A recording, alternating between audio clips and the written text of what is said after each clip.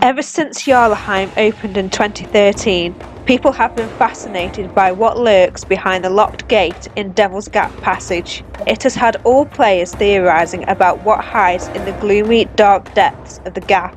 Could Garnok be lurking there, or something far more sinister?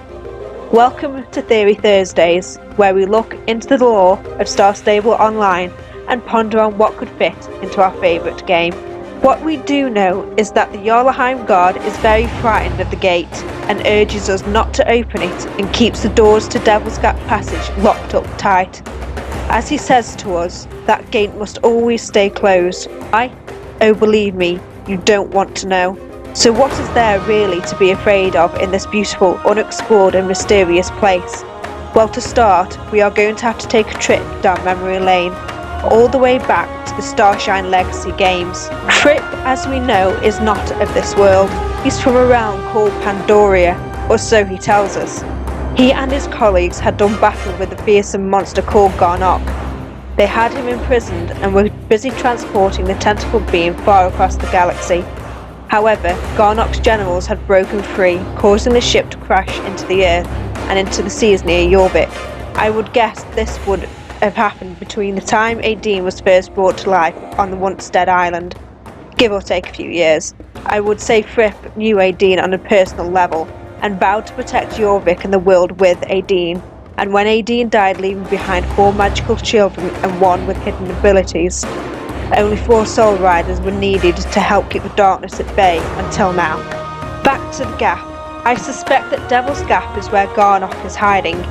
Due to his colossal size, his main body is still under the ocean, but his tentacles can reach to Devil's Gap.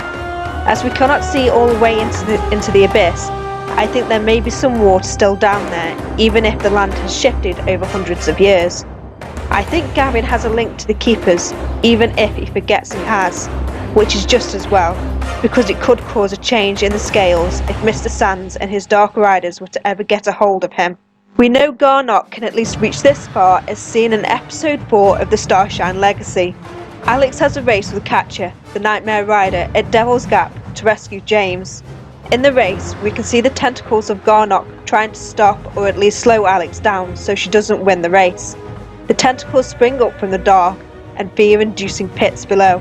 So this could mean the cell holding Garnok is weakening, and at a faster rate than we had imagined. I do reckon SSO will open Devil's Gap in the future for Soul Rider quests, but I don't think that'll be until the big finale.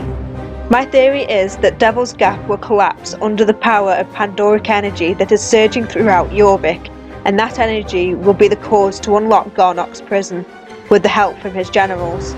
With Jorvik and the world in panic, we, the last descendant of Adine's 5th and most powerful child, must unlock our powers to defeat him.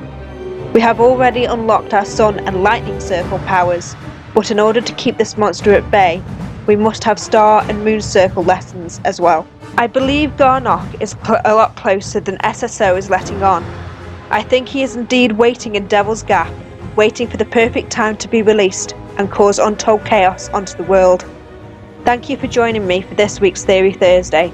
This is a re-recording of my Garnok and Devil's Gap theory. If you have any suggestions for theories, please leave them in the comments below, and maybe your theory will be featured in a future video. Thank you for joining me, my dragons, and I'll see you all next week.